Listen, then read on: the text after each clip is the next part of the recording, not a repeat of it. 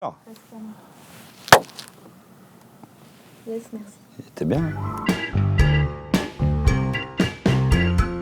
Eh bien, l'humour, ça a commencé par une connerie. Mon beau-père, il travaillait dans une MJC à Fontenay-le-Fleury. Et je devais avoir 12 ans. Donc je commençais à pas mal foutre le bordel au collège, mais j'ai jamais été insolent ni rien, mais c'était vraiment toujours l'envie de faire rire et de foutre le bordel dans la rigolade. Et du coup, à la MJC, un jour, il m'a dit, ils ouvrent un cours de théâtre d'improvisation. Et comme tu as envie de faire le con en classe, bah maintenant tu vas faire le con sur scène. Et donc ça part où j'y vais en traînant les pieds. Et en fait, je découvre ça. Et ça m'a canalisé tout de suite dans la rigolade et dans ce que j'aimais. Et tu vois, je suis encore dedans aujourd'hui à 36. La positivité que j'avais besoin, malgré tout l'échec scolaire, ça m'a maintenu avec toujours quelque chose de positif. Et après, à 16 ans, 17 ans, j'étais en BEP vente et je ne savais pas du tout ce que j'allais en faire. Et j'ai commencé à prendre le truc au sérieux en essayant de chercher un agent artistique. Et voilà, premier tournage, l'Instit, épisode 47, La passion selon Polo. Et là, je découvre le métier en vrai. Je découvre les caméras, les lumières, les placements. Et je me suis consacré à 200% que là-dedans. C'était mon seul. J'avais plus qu'envie de faire ça. Allez, c'est bon, j'en ai plein le cul, moi je bouge plus. Écoute, tu fais ce que tu veux. Si tu veux rester paumé en pleine cambrousse, c'est ton problème, pas le mien.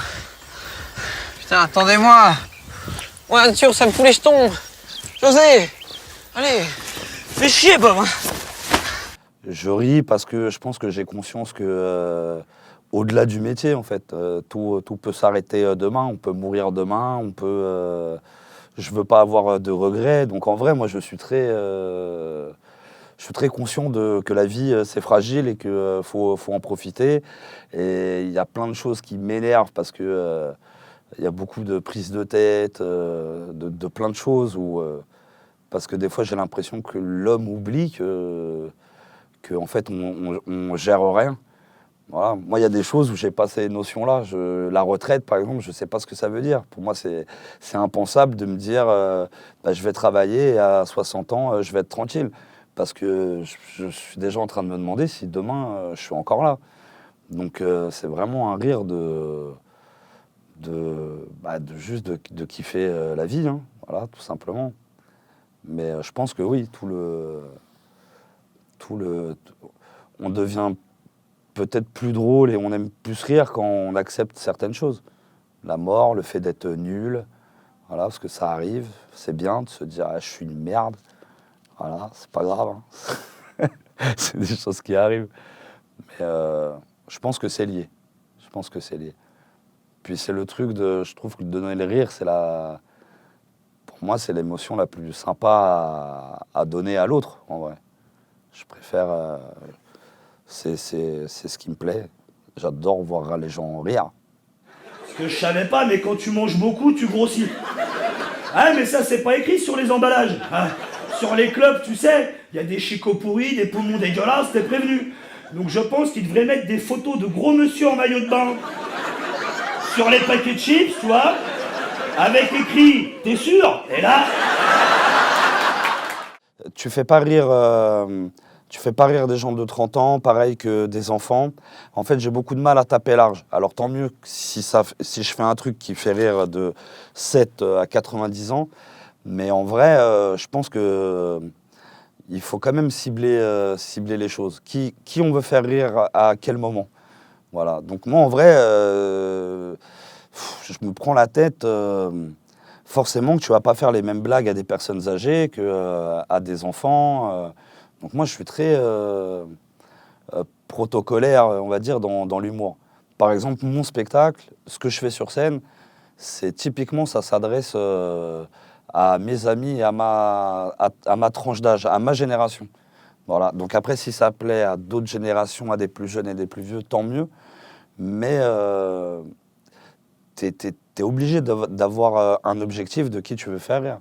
Si demain, tu vois, j'adorerais faire un film pour les enfants, vraiment que pour les enfants, mais évidemment que ce ne sera pas du tout le même humour que j'ai sur scène. C'est pour ça que j'aime aussi faire ce métier, au-delà de mon travail de comédien, c'est la chance de rencontrer des vraies personnalités et de pouvoir parler avec eux, discuter avec eux. C'est un truc, c'est vraiment un kiff. Jamel, par exemple, un jour, pareil, je lui ai demandé, parce que ça m'intriguait, comment il se retrouve dans Amélie Poulain.